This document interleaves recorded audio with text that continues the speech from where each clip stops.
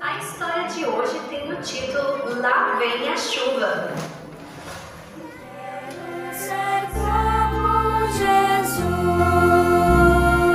Olá, amiguinhos! Como vocês estão? Que bom reencontrarmos mais uma vez para juntos estudarmos a Palavra de Deus. E o nosso verso bíblico se encontra no livro de Gênesis 6, 13 e 14. Eu os destruirei com a terra. Você, porém, fará uma arca de madeira de cipestre. Vocês já ouviram muitas vezes a história da Arca de Noé, não é mesmo? Eu acho que essa história é uma das histórias mais conhecidas da Bíblia. E é muito legal saber que Noé foi uma pessoa diferente, especial, muito especial mesmo. Ele era amigo de Deus e fazia sempre o que era certo. Por isso Deus o salvou com a sua família da destruição causada pelo dilúvio. Mas essa parte da história você já conhece muito bem, não é mesmo? Por isso se preparem, porque hoje eu vou lhes contar algumas coisas curiosas sobre o que aconteceu no dia em que o mundo foi inundado com o dilúvio. Eles estão neste livro aqui. Vocês sabiam que a água que inundou tudo não veio apenas do céu? Os rios também transbordaram e inundaram os vales. Jatos de água saíram debaixo da terra lançando pedras para cima a uma grande altura. Essas pedras caíam e afundavam a terra. Quando a forte chuva começou a cair, as primeiras coisas que as pessoas viram ser destruídas foram suas grandiosas construções. A tempestade lembra um tsunami, mas foi ainda muito mais forte. Desesperadas, as pessoas tentaram se agarrar à arca até serem levadas pelas águas. Outras amarraram os filhos a si mesmo em animais grandes e poderosos, pensando que eles buscariam proteção em lugares altos. Mas ninguém que estava fora da arca sobreviveu. O próprio Satanás sentiu medo e achou também que seria destruído. As águas subiram 7 metros acima do ponto mais alto que existia. Era realmente muita água. Quem de vocês sabe com que idade estava Noé quando ele entrou na arca com a sua família? Ele já tinha 600 anos de idade quando entrou na arca. E quando ele saiu, já estava com 601 anos. Está escrito em Gênesis 7:6. De acordo com a Bíblia, Noé e a sua família ficaram cerca de 150 dias dentro da arca. Vocês se lembram de que a chuva durou 40 dias? Mas eles só puderam sair da arca depois de passarem quase meio ano dentro dela. Quando a água começou a secar, Deus fez com que um vento forte enterrasse o corpo das pessoas e dos animais mortos. O mesmo aconteceu com os metais e pedras preciosas que eram comuns naquela época. É por isso que o ouro e os fósseis, por exemplo, são encontrados debaixo da terra. Noé viveu mais 350 anos após o dilúvio e morreu com 950 anos. Ele e a sua família foram fiéis a Deus enquanto viveram. Vocês se lembram do que Deus mandou para mostrar que o mundo nunca mais seria destruído com água? Isso mesmo, o arco-íris. Mas o arco-íris não foi criado por Deus somente naquele momento como uma promessa para Noé. A Bíblia nos diz que o arco-íris é um símbolo do arco que está em volta do trono de Deus. Está escrito em Ezequiel 1:28. Não é fantástico? O arco-íris já existia. Porém, o mais impressionante é a maneira como Deus protegeu e cuidou de Noé e também da sua família e dos animais que estavam dentro daquele grande barco. Noé acreditou e fez o que Deus mandou, e assim ele foi salvo. Nós também precisamos ser obedientes como Noé. Quando escolhemos ficar perto de Deus e fazer o que é certo, podemos contar com a sua proteção. Estaremos seguros como se estivéssemos dentro de uma grande arca. Lembre-se sempre disso, e quando vocês olharem para o arco-íris, lembrem-se da promessa de Deus para a nossa vida. Vamos orar juntos? Querido Jesus, muito obrigado pelas promessas que o Senhor faz em nossa vida, por todas que o Senhor cumpre e também nos ajude a ter paciência e fé para esperar o momento certo de todas as promessas acontecerem em nossa vida. Por isso nós te agradecemos e também pedimos por Jesus. Amém.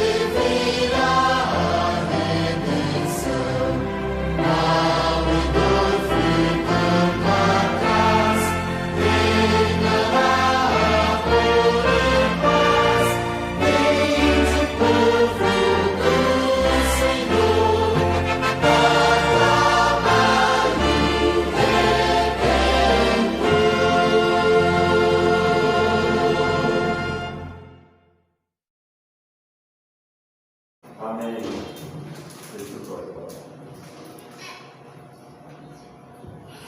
Bom dia, irmão Santo Sábado. Aqueles que pudessem aí olhar para falar com o nosso Deus.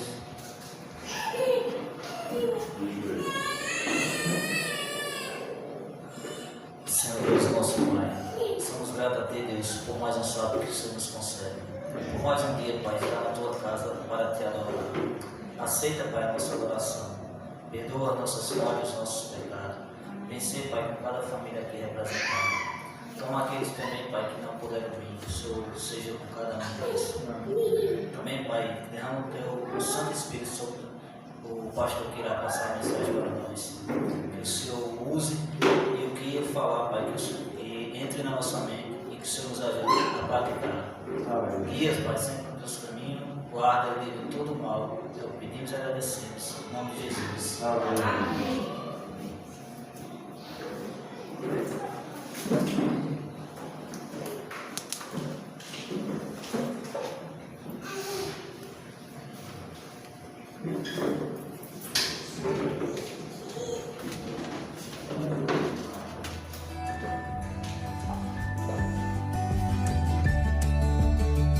Provai e vede. História de hoje: Constanza.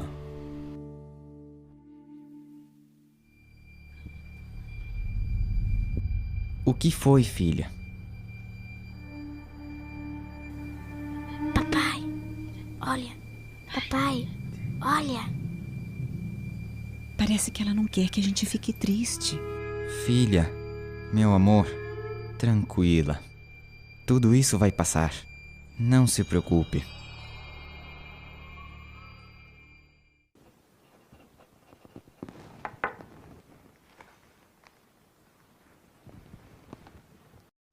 bem. Recebi um correio do Sérgio Torres, o pastor do Hospital da Flórida. E o que ele escreveu? O correio diz que ele falou com os médicos nos Estados Unidos. Tem um neurologista chamado Dr. Lee que quer conhecer o caso da Constança para dar um diagnóstico seguro. Só pode ser a resposta de Deus que estávamos esperando. Mas com que dinheiro a gente vai viajar? Temos que ir aos Estados Unidos. Eu vou fazer um empréstimo no banco. Não temos outra solução. Eu vou conseguir esse dinheiro para que possamos viajar.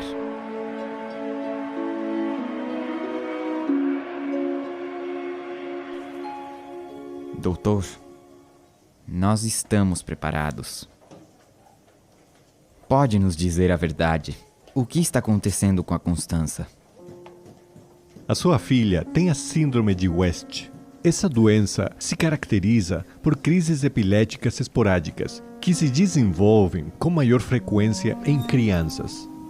A crise começa aos 4 meses de vida ou antes e são como refluxos que vão aniquilando as diferentes capacidades da criança até deixá-la como um vegetal. Ou simplesmente esses ataques epiléticos acabam com a vida dela. Poderia nos dizer o custo da cirurgia? Os médicos, o hospital, quanto vai sair? Eu tô achando que a gente nunca vai conseguir juntar esse dinheiro. Vou te dar a mesma resposta que eu dei para um aluno outro dia no escritório. Esse assunto não é teu nem meu. É um assunto do Senhor. E Ele vai resolver. O Hospital da Flórida nos ajudou com a maior parte dos recursos. Os médicos doaram os seus honorários. As igrejas da Flórida também nos apoiaram. A igreja hispana de Forest City fez um concerto para ajudar a Constança. Muitas pessoas foram motivadas. A Associação Centro-Sul do Chile e o campus onde eu trabalho atualmente também nos deram seu apoio com recursos para a Constança. Através de todas estas pessoas, Deus pagou a nossa conta. E agora estou aqui com a minha querida família, o centro da minha vida também, minha primeira igreja. Aqui está Grace, minha filha mais nova, a minha amada esposa Marilyn e Constança, o milagre que Deus nos tem concedido. Durante este tempo, Constança continuou avançando, continuou se desenvolvendo, continuou crescendo e hoje é uma linda mocinha que progride nos estudos. E temos visto a mão de Deus guiando a nossa vida. Cada dia que enfrentamos junto com a Constança é um verdadeiro milagre. Provai e vede! E agora eu os convido para este momento especial de adoração e louvor através dos dízimos e das ofertas. E desejo que Deus os abençoe ricamente.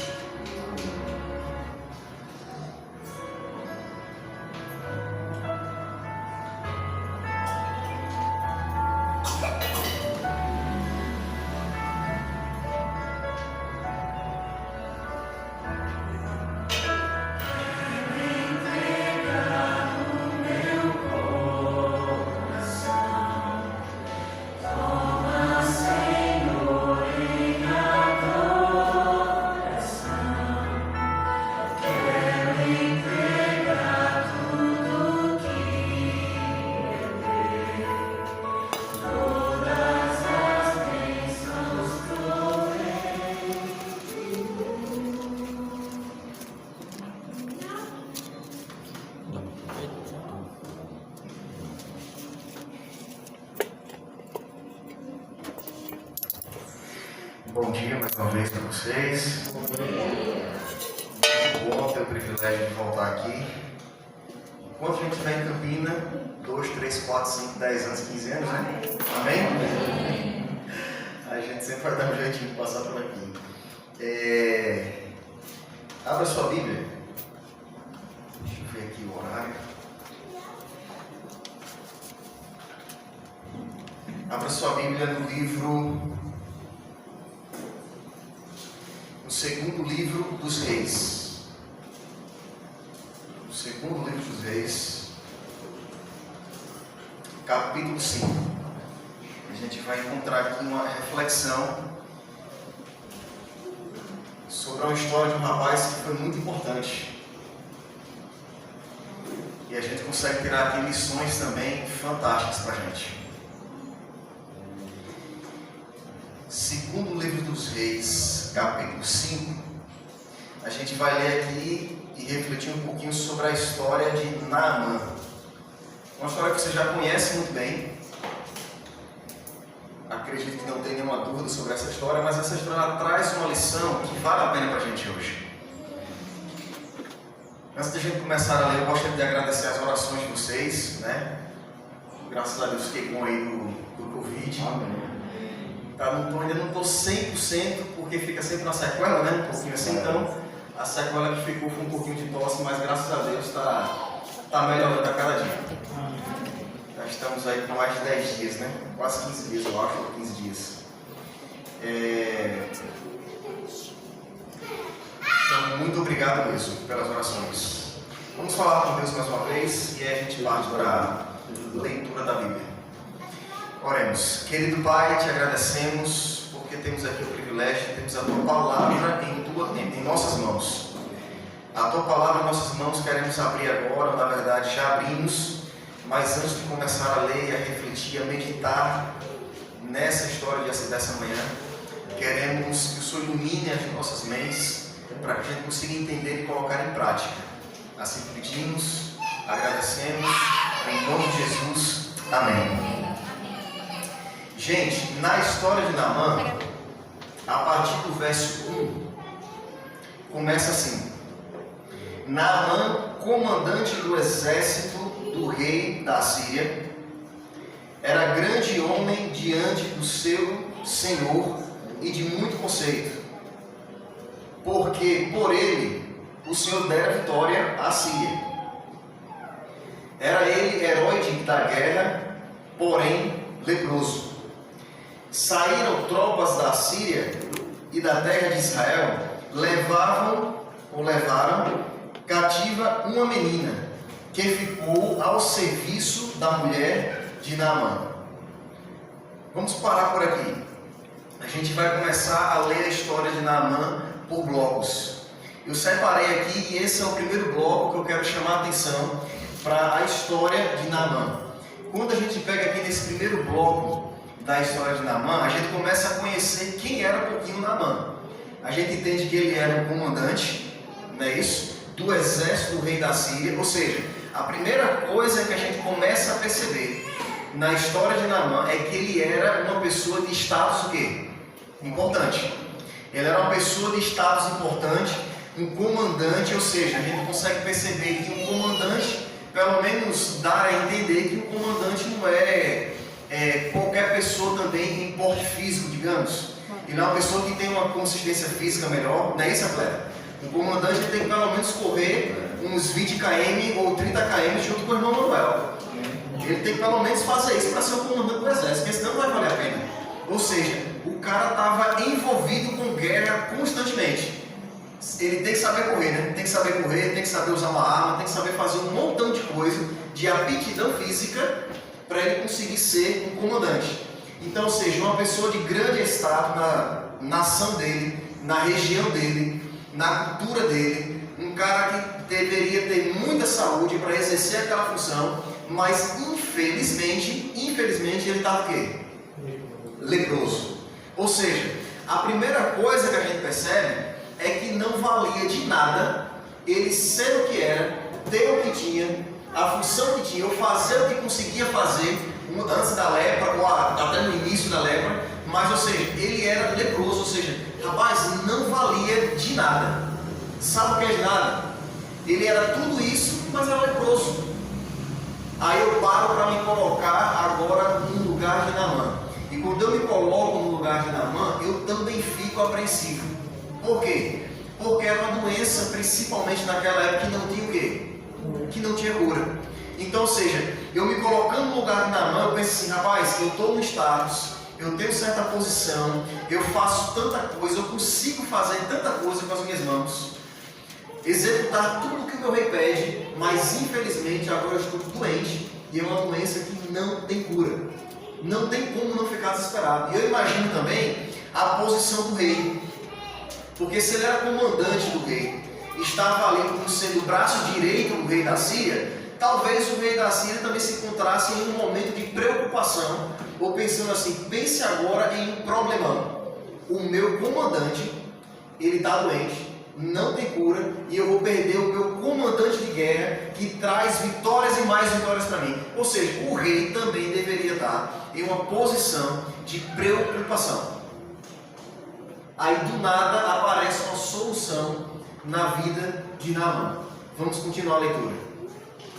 O verso 3 vai dizer assim: disse ela, ou seja, a menina, que ficou a serviço da mulher de Naamã, disse ela à sua senhora: tomara o meu senhor estivesse diante do profeta que está em Samaria, ele o restauraria da sua lepra. Verso 4: então foi Naamã e disse ao seu senhor, ao rei, assim e assim falou a jovem que é da terra de Israel. Nesse segundo bloco, a gente começa a ver que Naamã, ele começa a sentir o efeito da esperança que aparece para ele. A gente entende que de fato a lepra não tinha cura. Do nada, a esposa de Naamã, com essa menina lá trabalhando para ela, chega para Naamã, imagina ela chegando para Naamã, em algum momento Naamã chegando em casa, ou em casa até mesmo enfermo, deitado ali na cama, mas ela chega para Naamã e diz assim: olha, temos uma solução.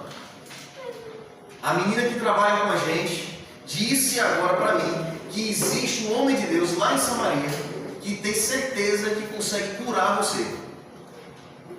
Eu, no lugar de Naamã, também não pensava duas vezes. E a primeira coisa que eu iria fazer era o quê? Chegar para o meu rei. Chegar para o meu rei, para o meu patrão, para o meu senhor e falar assim: meu senhor, agora tem uma solução. E a solução que eu tenho está através de uma menina que está trabalhando lá em casa. Ela falou para mim que lá em Samaria, no povo de Israel, tem um homem de Deus, tem uma forma, tem uma cura para mim. Os nossos problemas estão o quê? Resolvidos. E aí eu me coloco mais uma vez no lugar do rei e também fico muito animado, pensando assim: problema resolvido, não vou perder o meu comandante. Bora fazer agora uma viagem, bora resolver agora esse problema, mas ele tem que encontrar esse homem de Deus. Ele tem que encontrar esse homem de Deus para ele ser curado. Tanto ele precisa, como eu preciso.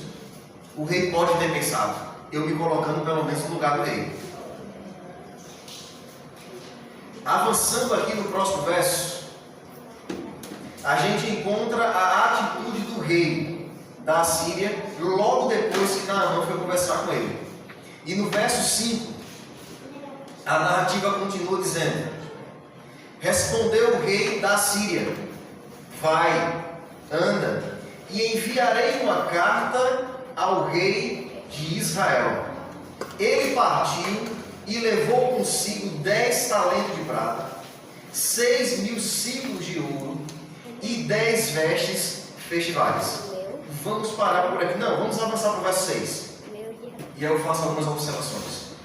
Verso 6 diz: levou também ao rei da Síria a carta, que dizia: logo em chegando a ti esta carta, saberás que eu te enviei Naamã, meu servo, para que o cures da sua lepra. No verso 5 e no verso 6, a gente encontra aqui um padrão diferente das coisas. Perceba bem, a jovem que trabalhava na casa de Naamã, ela tinha dito o que para Naamã? Na verdade, para a mulher de Naamã, que existiria um homem de Deus, um profeta, um homem de Deus, que poderia curar Naamã através do poder de Deus, claro. Naamã vai automaticamente, super animado, vai lá e conversa com o rei. Quando ele tem aquela conversa com o rei, mostrando a solução, o que é que o rei faz? Pega, escreve uma carta para quem? Para o rei de quem? Para o rei lá de Samaria, para o rei de Israel, para o povo de Israel, para o rei do povo de Israel. Você consegue perceber que aqui mudou o padrão? A menina, a jovem que trabalhava na casa da esposa de Naamã, em nenhum momento falou para procurar o rei. Ela falou para procurar quem? O homem de Deus, o profeta. Em nenhum momento ela falou assim: olha, procura o rei de Israel, que aí você vai conseguir resolver o problema. Padrão diferente, percebeu? Agora, esse padrão diferente possivelmente ela acontece por quê? Porque eles estão em um status, é rei falando com rei. Naquela época, naquela cultura, também existia uma noção de que se você é rei de uma nação, é porque, pelo menos o povo lá da Síria entendia dessa forma: se ele é rei, o rei de Israel, possivelmente ele é a pessoa, ele é o homem mais próximo de quem? De Deus. Ele é o homem mais próximo de Deus. Então ele vai e constrói essa ideia. Então assim, a menina fala uma coisa, mas parece que entrou uma coisa no ouvido dele, no outro ouvido saiu outra coisa. Ele falou: não, vamos direto para o rei, porque é o rei que vai resolver o problema. Outro padrão diferente que a gente encontra aqui: a menina, a jovem na casa de Naamã, ela apenas falou assim: vai lá e fala. É para falar, vai lá e procurar o homem, falar com o homem.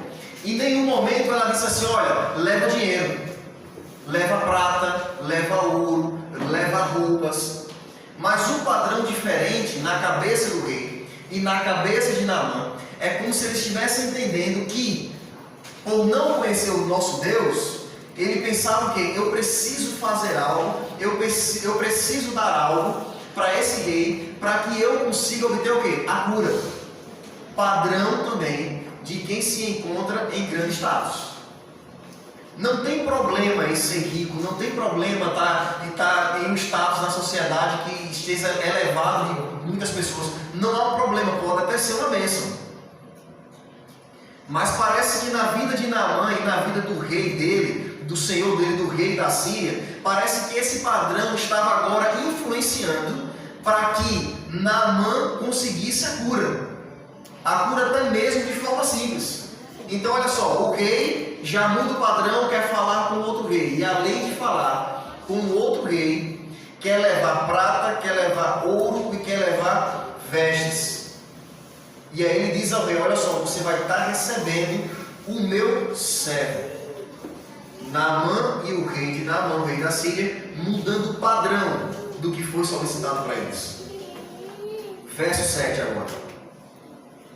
Verso 7, o rei de Israel recebe a carta e diz assim: tendo lido o rei de Israel a carta, rasgou as suas vestes e disse: acaso sou Deus com poder de tirar a vida ou dá-la, para que este envie a mim um homem para eu curá-lo de sua lepra? Notai, pois, e vede que procura um pretexto para romper comigo.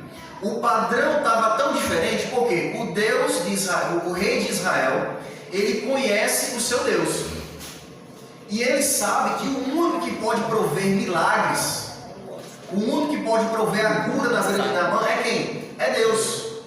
Então, na cabeça do rei de Israel, a coisa começa a funcionar diferente. A coisa começa a funcionar diferente. Quando ele recebe a carta e lê a carta, a primeira coisa que ele pensa é o quê? Cara, esse rei aí está querendo me prejudicar. Esse rei da Síria está querendo um pretexto. Esse rei da Síria está querendo um pretexto só para fazer o quê? Atacar novamente o povo de Israel. Porque se eu pego a carta, me colocando agora no lugar do rei de Israel, se eu pego a carta e vejo agora a responsabilidade que tem sobre mim, através desse rei, de eu curar um servo dele, possivelmente eu vou escrever uma outra carta, mandando para ele dizendo assim: olha, eu não tenho como curar teu servo não, vai morrer, porque ele está leproso, não tem solução, ele vai morrer, não tem condições. Eu, como rei de Israel, colocando rei de Israel, não tinha outra resposta. O rei ele tem toda a razão em ficar preocupado. Por quê? Porque ele sabe que a partir do momento que o rei da Síria recebe uma carta dessa, dizendo que não tem como atender ele, como é que o rei vai reagir? Com fúria. O rei vai ficar chateado, o rei vai ficar furioso e vai querer atacar novamente Israel. Problema. Aí o rei faz o quê? Verso 8. Ouvindo, porém, Eliseu, homem de Deus, que o rei de Israel rasgara as suas vestes, mandou dizer ao rei: por que rasgaste as tuas vestes? Deixa-o vir a mim, e saberá que há profeta em Israel. Paramos por aqui no verso 8. O rei teve a reação, a gente entende no verso 8, que o rei ele teve uma reação totalmente preocupante, totalmente estressado, ao ponto de começar a rasgar as vestes. É como se ele estivesse dizendo assim: cara, eu não tenho solução. O rei agora vai me prejudicar de todo jeito. O rei agora vai atacar o povo de Israel porque eu não consegui prover a cura. Ainda bem que tem um homem de Deus, né? E aí quando ele sabe da história, sabe o que está acontecendo, ele chega para o rei e diz assim: não, manda esse homem para cá. Manda esse homem para cá, para esse homem entender que existe um Deus Todo-Poderoso. E aí no verso 9: veio, pois, Naamã com seus cavalos e seus carros, e parou à porta da casa de Eliseu. E aí eu começo a imaginar a cena. Pense a cena: Eliseu lá na casa dele, de repente chegando agora um montão de cavalos, um montão de homens ali vindo com Naamã da terra da Síria, a manada do rei da Síria, e chega aqui, pensa uma pose chegando assim, porque ele é o quê? Ele é o cara, né? Ele é o bichão, ele é o doidão mesmo, ele é o cara, o cara lá é poderoso. Então ele chega assim com todo ali na frente da casa de Eliseu, com os cavalos, do bicho levantando poeira, e chega lá, quando se apresenta e tal: ei, eu quero a solução. Para a decepção de Naamã, olha o que acontece. Verso 10: então Eliseu lhe mandou um mensageiro, dizendo: vai, lava-te 7 vezes no Jordão, e a tua carne será restaurada e ficarás limpo. Rapaz, olha só o início do verso 10. Então Eliseu lhe mandou um mensageiro. Você consegue entender só essa frase aqui? Eliseu mandou um mensageiro, um homem no status de Naamã. Com certeza ficou indignado. Não tinha como ficar indignado. Na verdade, se a gente parar para perceber, não é um homem no status de Naamã, é qualquer pessoa aqui presente. Eu tenho certeza que qualquer um de nós aqui, se a gente for visitar uma pessoa com algo importante, com a intenção de visitar aquela pessoa, você vai querer bater na porta da casa e ser recebido por quem? Pela pessoa. Você vai querer ser recebido pela pessoa. Na cabeça de Naamã, no status dele, na postura dele, era como se Eliseu, e não desvalorizando o amigo de Eliseu, porque também é um homem de Deus, e não desvalorizando ele, mas para Naamã era como se Eliseu tivesse feito uma coisa assim: olha só, como eu já estou sabendo que ele está vindo, eu vou escrever aqui um papelzinho, eu vou enrolar esse papelzinho. Aí agora a gente está cheio de cachorro educado, né? Você já percebeu na internet? YouTube, os vídeos, tem um monte de cachorro lá que você fala e parece que os bichos entendem tudo. Aí parece que a gente tem um cachorrinho desse caso, amarra um papelzinho, coloca na boca do cachorro e diz assim: vai lá na porta e entrega fulano. Eu não duvido que tenha cachorro desse jeito. Porque um dia desse, meu irmão, Roberto, eu estava vendo o vídeo, rapaz, dois cachorros ali mexendo no computador, ou pelo menos olhando ali com as patinhas, se você já viu esse vídeo. Aí o dono chega em casa, bate na porta, e a primeira coisa que o cachorro faz, baixa a tampa do computador e vai para a porta receber o dono. Rapaz, está filmado o negócio. Eu digo: cachorro danado. Eu digo: já vai ter cachorro que o cara coloca um bilhetinho na boca dele, ele vai lá e atende a pessoa na porta. Para Naamã, era como se isso tivesse acontecido, entendeu? Ele ficou indignado. Cara, como é que pode? Eu, Naamã, comandante do exército, chego na casa do cara que vai prover a cura para mim, e aí o homem vai e manda um mensageiro.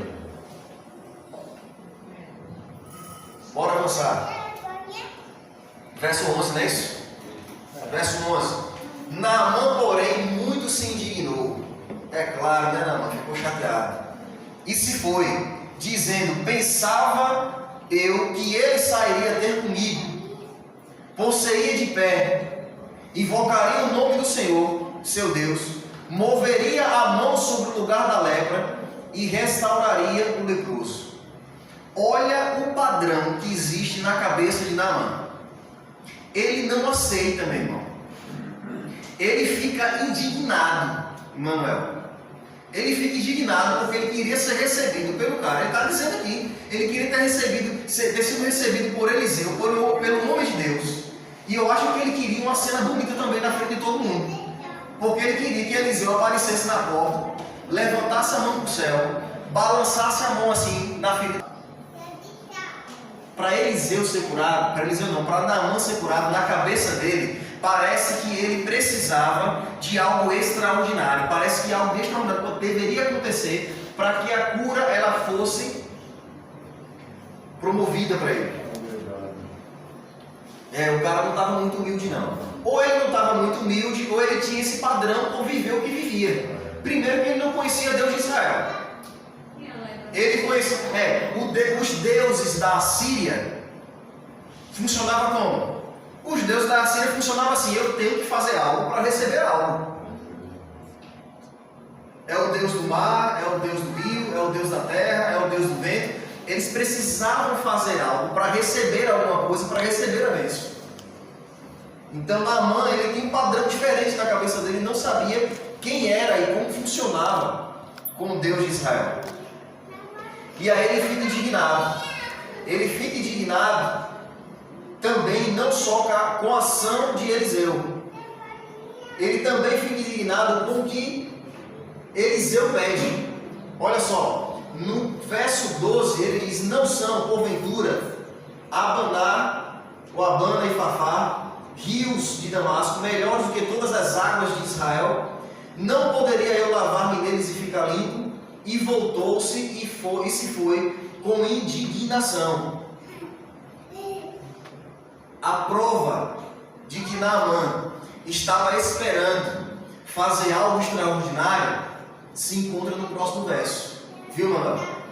Parece que ele está com interesse de sair correndo. Ele achava que Eliseu ia chegar para ele assim, o homem de Deus chegar para ele: cara, para você receber a cura, você vai ter que correr aí uns 20 quilômetros, você vai ter que depois subir uma serra andando, porque você não vai conseguir subir correndo, mas sobe uma serra andando, vai ter que dar uns pulos, depois você vai ter que correr mais um pouco, chegar numa escada muito grande, você colocar de joelhos, subir essa escada de joelho até o topo. Eu acho que Naamã estava pensando isso, porque no verso seguinte, no verso 13, olha só o que os oficiais de Naamã falam para ele. Então se chegaram a ele os seus oficiais e lhe disseram: meu pai, se te houvesse dito o profeta alguma coisa difícil, acaso não a farias? Está vendo só? Aí ele continua aqui: quanto mais, já que apenas te disse: lava-te e ficarás limpo. O profeta pediu uma coisa muito simples para Naamã, mas o padrão de Deus na cabeça de Naamã estava complicando ele entender como é que funciona o milagre de Deus nas nossas vidas. E aí teve que chegar um dos oficiais de Naamã para dizer para ele: cara, se fosse um negócio muito difícil, tu não ia fazer? Agora mergulhar, meu irmão, qualquer um faz.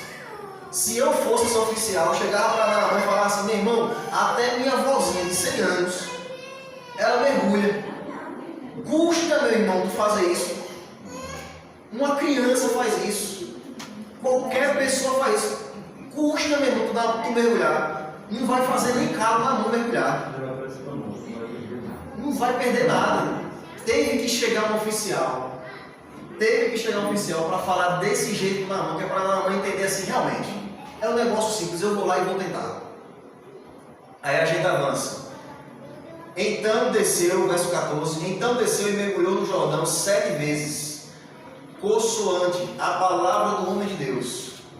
E a sua carne se tornou como a carne de uma criança e ficou limpo. Olha só que bênção na vida de Naamã. Verso 15. Voltou ao homem de Deus, ele e toda a sua comitiva. O bicho chegando na casa de Eliseu com aquele monte de cavalo, e a comitiva fazendo aquela bagunça. Me perdi, cadê aqui? Verso 15, não é isso? Veio, pois, diante dele e disse: eis que agora reconheço que em toda a terra não há Deus, senão em Israel. Agora, pois, te peço, aceites um presente do teu servo. Meu irmão, o cara parece que ainda não entendeu. Voltando lá para o início, a serva dele, que trabalha na casa dele, só disse: vai lá e fala. Vai lá e fala com o nome de Deus. Aí parece que no padrão dele ainda de Deus, primeiro que ele reconheceu que não existe mais nenhum Deus, só existe o Deus de Israel. Bom, pelo menos ele começou a entender o negócio. Beleza. Só que para ele, no status dele, de um cara que tem dinheiro, de um cara que é, né, que é o tal, e beleza, ele chegou agora para Eliseu e disse assim: agora eu quero te dar presente. Ele não queria pagar o rei de Israel, ele agora quer pagar a quem? Ao profeta. Ele não entende o que a gente entende, que bênção e milagre em nossa vida é de graça. A gente não precisa fazer nada para receber as bênçãos de Deus em nossas vidas.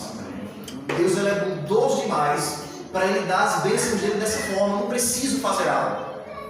Eu faço algo depois, mas é com gratidão. E aí eu faço para Deus com gratidão. Mas Naamã, ele está querendo. Ele está querendo pagar ao homem de Deus. E aí no verso 16, o homem de Deus responde para ele: porém ele disse: tão certo como vive o Senhor, em cuja presença estou, não o aceitarei. E estou com ele para que eu o aceitasse. E ainda insistiu, mas ele recusou. Então disse Naamã: se não queres, peço-te que ao teu servo seja dado levar uma carga de terra de 2 mulos, porque nunca mais oferecerá este teu servo holocausto nem sacrifício a outros deuses, senão quem? Ao Senhor. Ele reconhecendo que só existe um Deus. Nisto perdoe o Senhor a teu servo, quando meu Senhor entrar na casa de Rimon para lhe adorar, e ele se encosta na minha mão, e eu também me tenha de encurvar na casa de Rimon, quando assim me prostrar na casa de Rimon. Nisto perdoe o Senhor teu servo. Eliseu olhou para ele e disse o quê? Vai em paz, meu irmão. Está resolvido o teu problema. Deus te abençoou. Vai em paz. Gente, Deus, ele quer realizar um montão de milagres na minha e na tua vida. Amém. E ele não está pedindo nada. Amém? Amém. Deus, ele quer realizar milagres e milagres na tua vida, e é milagres de graça. Você não precisa se esforçar o seu tal. Você não precisa ir falar com o presidente, você não precisa falar com ninguém. Você só precisa hoje ir ao encontro de Deus e de mais ninguém. Você está precisando de milagre na sua vida? Amém. Deus, ele quer realizar bênçãos na tua vida. Amém. E a gente vai contando a história de Naamã e vendo como Deus vai agindo na vida dele para mudar o padrão e conceito de Deus que existe na cabeça de Naamã. E o milagre vai acontece, tudo vai se resolvendo. E aí a gente pensa que a mensagem é essa. Quando a gente vai lendo e entende que Deus realiza milagres e tal, que às vezes é de forma simples, não é nada complicado, a gente começa a pensar assim: rapaz, pense numa mensagem massa. Essa é a mensagem que eu queria ouvir hoje. É Deus realizando milagre na minha vida. Claro, Deus, isso faz parte da mensagem da história de Naamã. Isso faz parte da mensagem da história de Naamã. Mas sabe onde é que se encontra, como muitos dizem aí, a cereja do bolo na história de Naamã? Se encontra no verso 2. verso 2 e verso 3. A cereja do bolo da história de Naamã se encontra no verso 2 e no verso 3, quando diz assim: saíram tropas da Síria e da terra de Israel, levaram cativa uma menina que ficou a serviço da mulher de Naamã. Disse a sua senhora: tomara o meu senhor estivesse diante do profeta que está em Samaria, e ele o restauraria da lepra. Essa aqui é a cereja do bolo da história de Naamã. Por quê? Por que essa aqui é a cereja do bolo da história de Naamã? Simples. Sabe quem resolveu o problema de Naamã? Primeiramente foi Deus. Mas sabe quem em segundo lugar resolveu o problema de Naamã? A serva dele. Agora pare para prestar atenção na cena dessa serva. Veja bem, Naamã, comandante do exército, vitorioso em guerra, vai na terra de Israel, deve ter batido e matado um montão de gente. Porque geralmente quando eles iam conquistando nações e reinos, eles iam lá, matavam um montão de gente, mas não matavam todo mundo. Por quê? Porque eles precisavam de escravo. Aí ele vai e pega uma menina, leva para a casa dele para fazer ela o quê? De escravo. Agora pare para pensar na cabeça dessa menina. Pare para pensar na cabeça, o que acontece na cabeça dela. Veja bem, possivelmente perdeu o pai. São possibilidades, porque a Bíblia não revela. Mas o que a gente entende de guerra, e quando acontece algo do tipo, possivelmente ela perdeu o pai, perdeu a mãe. Se tinha irmãos e irmãs, agora não tinha mais irmãos e irmãs, se encontrava sozinha. Na narrativa chama ela de menina, uma jovem. Então a gente não consegue também determinar a idade dela, mas entenda que ela passou por um montão de problema. Uma tristeza devia ter dentro dela, uma tristeza sem medida dentro dessa jovem.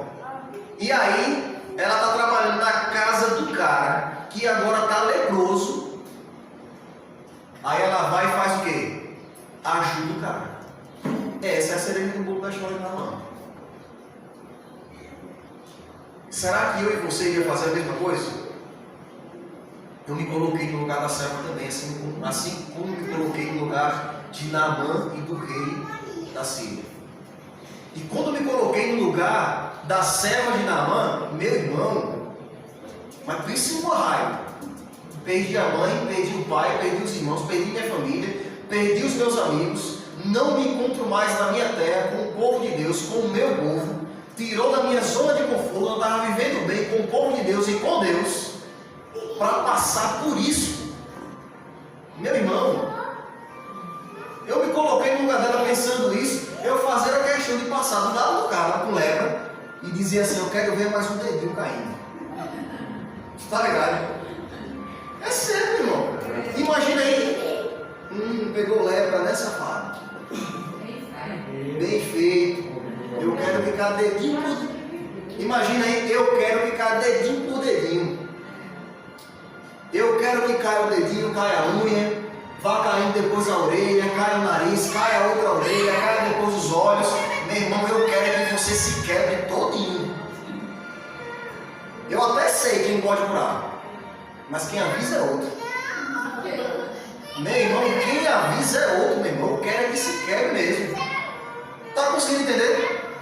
A mensagem da história de Naamã é linda, é um milagre de graça. Mas a cereja é essa daqui. E aí eu faço a pergunta para mim e para você: será que estamos tão perto de Deus como a serva de Naamã? Ao ponto de perdoar o nosso pior inimigo? Ao ponto de perdoar aquela pessoa que me fez tão mal, mas tão mal, que é um mal que eu não consigo nem mais voltar atrás para resolver? Que talvez eu voltando atrás, chegando lá na minha terra, eu vou encontrar ali, não vou encontrar mais a minha mãe, meu pai, meus amigos, meus irmãos, minha casa, meu lar, nada. Essa é a cereja do bolo da história de Naamã.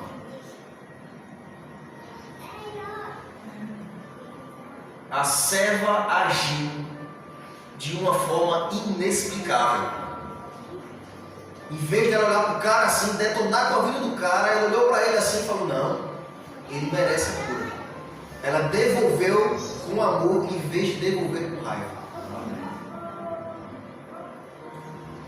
Que Deus transforme os nossos corações. Amém.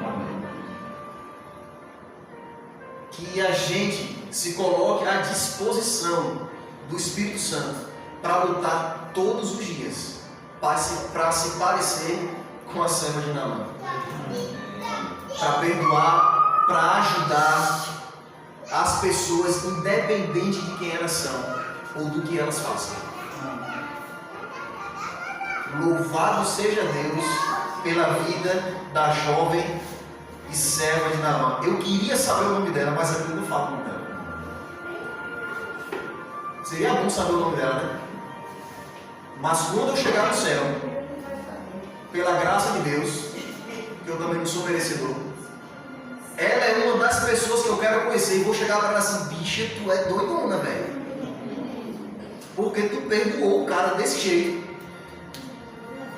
Amei a sua história. A história de Naamã não fala de Naamã. A história de Naamã fala de um Deus que usou uma serva que estava cheio de ódio no coração, mas se colocou à disposição para que Deus causasse e colocasse nela o perdão. A história de Naamã não fala de Naamã, fala da serva. Leve essa mensagem com você. Só preste atenção em Naamã, porque Naamã o tempo todo, a serva só aparece em dois versos. E Naamã passa o restante da narrativa fazendo palhaçada com um cavalo na frente da casa do cara, dizendo que não quer mergulhar porque é o bichão das galáxias e quer fazer coisa difícil. Que Deus nos abençoe nessa manhã. Amém. Que coloque em nós, em nosso coração, o perdão divino, porque esse é o perdão divino. E a gente consiga transparecer o brilho de Cristo por onde a gente passar. Amém? Amém? Thaís vai cantar mais uma música agora. Encerramos com uma oração. Só para constar, eu falei apenas 31 minutos. Porque tem gente que diz que eu falo muito. Thaís vai cantar agora. Que essa música seja um refrigério para a nossa alma. Que essa letra, acreditando eu, vinda diretamente do trono celestial, conquiste os nossos corações e as nossas mentes. E a gente se entregue a Deus de verdade, para que Ele transforme o nosso coração e não fique querendo ver dedinho de um e de outro caindo por aí.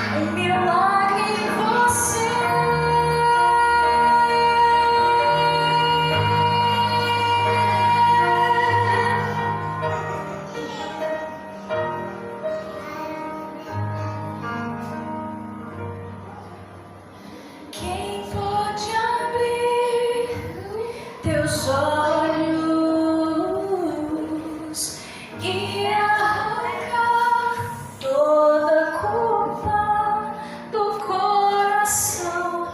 Entregue tua vida, entregue o teu ser, Jesus.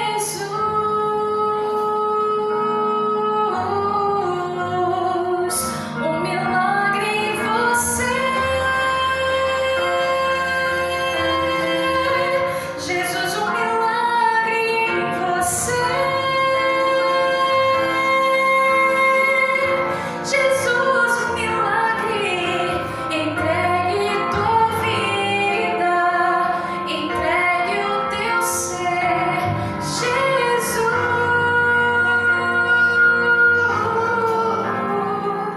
Um milagre em você.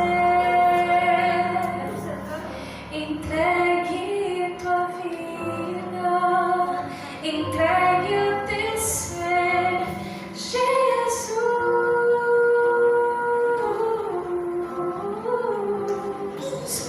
Um milagre em você.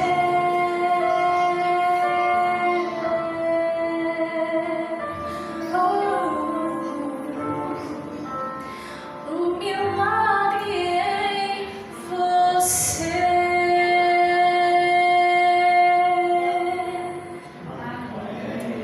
Querido Pai, queremos esse milagre em nossas vidas. Queremos ter o privilégio de ter o milagre de Cristo em nossas vidas, Pai. Aprendemos hoje mais uma vez através da Tua Palavra, e até comentamos isso na lição da Escola Sabatina, que a vida do cristão vai muito mais além do que apenas aceitar Cristo.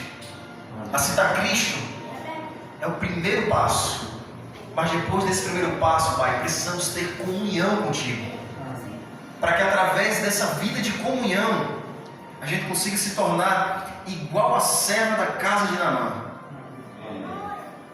Que coração transformado, Pai, ao ponto de perdoar o seu pior inimigo. Queremos isso, Pai, em nosso ser, porque viver dessa forma vai trazer leveza para a gente. Mas só conseguimos com Cristo em nossas vidas. Então, Pai, por favor, reconhecemos nesse momento o quanto somos fracos, pequenos, talvez até em alguns momentos, na maioria dos momentos, parecido com Naamã. Mesmo conhecendo o Senhor, tendo um padrão totalmente diferente em nossa mente e agindo com um comportamento semelhante. Quando o Senhor deseja derramar bênçãos e milagres em nossas vidas de forma simples, nos ajuda a aceitar quem Tu és verdadeiramente. Não permita, Pai, por favor, que o padrão humano em nossas mentes transforme o padrão divino de quem realmente Tu és. Nos ajuda nisso. Mais uma vez, Te suplico por bênçãos na vida de todo mundo que está aqui presente, e também daquelas pessoas que não conseguiram participar hoje do culto aqui na Tua casa. Aonde essas pessoas estiverem, que sintam a Tua presença. É isso que rogo. Abençoa essas famílias, nos transforma e perdoa os nossos pecados. Em nome de Jesus. Amém.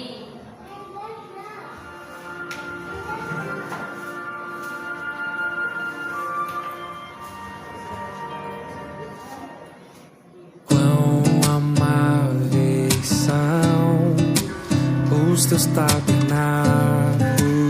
Senhor,